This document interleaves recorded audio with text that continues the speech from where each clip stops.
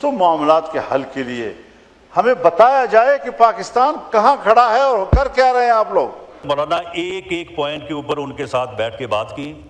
Chief secretary Azad Kashmir وہاں پہ موجود تھا، وزیر اعظم آزاد کشمیر فیصل راٹھور صاحب ہمارے ساتھ وہاں پہ موجود تھے۔ اگر عمل چیونٹی کے برابر ہے تو رد عمل چیونٹی کے برابر ہونا چاہیے، لیکن ہم ہیں کہ عمل چیونٹی کے برابر اور رد عمل ہاتھی کے برابر ہوتا ہے۔ لیکن حضرت مولانا آزاد کشمیر میں جو ہے وہ بجلی کا ریٹ جو ہے وہی 3.5 روپے میں۔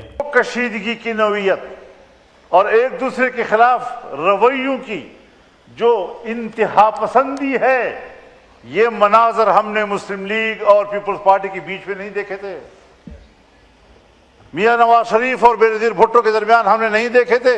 وزیر اعظم نے ان کے ساتھ مذاکرات کے لیے جو ہے وہ ایک کمیٹی قائم کی کہ ادھر آپ کا اکیلا نہیں ہے، ادھر کہیں سے آ جاتا ہے۔ تعلقات کی جو نوعیت اور تعلقات میں کشیدگی کی جو نوعیت آج حکومتی پارٹیوں اور پی ٹی آئی کے درمیان نظر آ رہی ہے، یہ کوئی میرے لیے آج پہلا منظر نہیں ہے۔ السلام علیکم ناظرین اکرام، آپ کو مکمل ویڈیو دکھاتے ہیں۔ مولانا فضل الرحمان اور رانا ثناء اللہ کی تباہ کن تقریر۔ مولانا فضل الرحمان نے حکومت کو پسینے چھڑا کر رکھ دیے۔ مولانا فضل الرحمان نے حکومت اور رانا ثناء اللہ کو مخاطب ہو کر کیا کہا، ویڈیو دیکھیے پھر اس پر بات کرتے ہیں۔ تعلقات کی جو نوعیت اور تعلقات میں کشیدگی کی جو نوعیت آج حکومتی پارٹیوں اور پی ٹی آئی کے درمیان نظر آ رہی ہے، یہ کوئی میرے لیے آج پہلا منظر نہیں ہے۔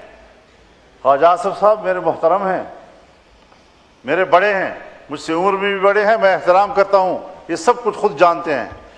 پرویز اشرف صاحب بیٹھے ہوئے ہیں، میرے لیے قابل احترام ہیں، یہ سارے مناظر انہوں نے دیکھے ہیں۔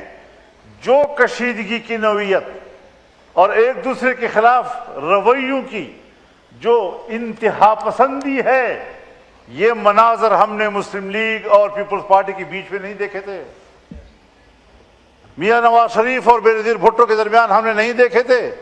آج ہم انہی مناظر کو دوبارہ دوسری شکل میں دہرا رہے ہیں۔ میں ان رویوں کے حق میں نہیں ہوں، میں حجم کے مطابق رد عمل دینے کے حق میں ہوں۔ اگر عمل چیونٹی کے برابر ہے تو رد عمل چیونٹی کے برابر ہونا چاہیے، لیکن ہم ہیں کہ عمل چیونٹی کے برابر اور رد عمل ہاتھی کے برابر ہوتا ہے۔ مسائل کو اس کے اپنے خاص حدود کے اندر ہمیں سوچنا چاہیے۔ اپوزیشن کی جماعتیں بیٹھی ہیں، محمود خان اچکزئی ہمارے لیڈر آف دی اپوزیشن ہیں، مجھ سے ان نے ووٹ نہیں مانگا، لیکن میں نے ان کو سپورٹ کیا ہے، اور میں آج بھی یہ سوچتا ہوں کہ جس طرح پرائم منسٹر صاحب نے خطاب کیا اور اس میں انہوں نے میثاق جمہوریت کی بات کی، پیپلز پارٹی اور مسلم لیگ کے درمیان دوریاں اور تلخ رویوں کی ایک تاریخ، وہ میثاق جمہوریت پہ جا کر ختم ہوئی۔ میں اس کا سگنیچری نہیں ہوں، غالباً عمران خان بھی اس کے سگنیچری نہیں ہیں، لیکن بعد کے جو سیمینارز ہوئے، آل پارٹیز ہوئے، ان کے جو اعلامیے سامنے آئے، اس میں ہم سب کی تائید اس کو حاصل ہوئی، اور آج وہ ایک متفقہ دستاویز ہے۔ ہم نے جو عہد کیا تھا، ہم نے جو میثاق کیا تھا کہ ہم اختلاف رائے کریں گے، جو حکومت کر رہی ہے اس کو حکومت کرنے دیجئے، ملک کے معاملات میں ہم تعاون کی ضرورت ہوگی تو وہ بھی کریں گے، ایک دوسرے کی حکومتوں کو گرائیں گے نہیں۔ اور ذرا اگر میں بڑی وضاحت کے ساتھ، ذرا اس سے بھی اچھے واضح الفاظ کے ساتھ عرض کروں کہ اپوزیشن کرے گی، آج وہ ساری چیزیں بگڑ گئی، دوبارہ معاملات خراب کر دیے گئے۔ میں تو آج بھی کہتا ہوں کہ عمران خان کو باہر آنے دیں۔ سیاست میں اگر ان کی گرفتاری کی وجہ سے تلخی ہے، ہمیں ملک کی بہتری کے لیے اور ملک کے اندر مجموعی طور پر ایک برادرانہ اور ہم آہنگی کی فضا پیدا کرنے کے لیے एक शख्स की कुर्बानी कोई मसला नहीं है, आ जाएं बाहर मैदान में से आप। मुझे लोग पूछते हैं आप इमरान खान पर बहुत तनकीद करते थे, आजकल क्यों नहीं कर रहे? मैंने कहा ये मेरा मिजाज नहीं मानता कि मेरा मुखालिफ जेल में हो, उसके हाथ पांव बंदी हुई और मैं खुलकर उन पर तनकीद करता रहूं। आओ वो भी बाहर आएंगे, वो भी बात करेंगे, हम भी बात करेंगे, कोई ऐसा मसला नहीं है, आदाब के अंदर करेंगे। यही ताल्लुकात में हिज़्ब इख्तिलाफ और हुकूमत की भी चाहता हूँ। मीसाक़ जमहूरियत की तरफ आए, हम दोबारा चलें, और उसके लिए यकीनन अपोजिशन को भी मशवरा करना होगा।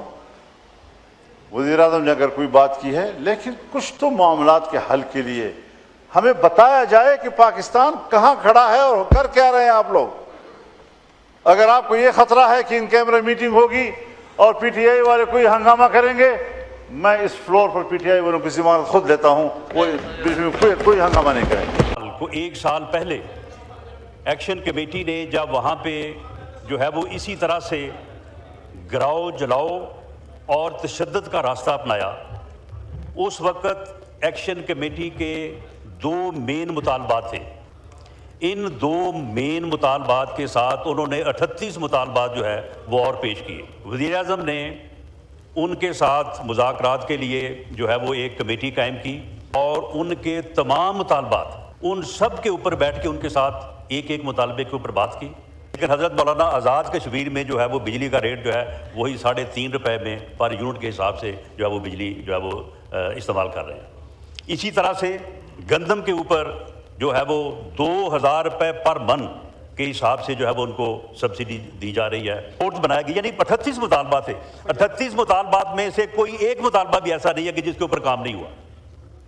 उसके साथ उन्होंने एक मुतालबा ये पेश किया कि जो महाजरीन की जो 12 सीटें हैं उनको ख़त्म कर दिया जाए।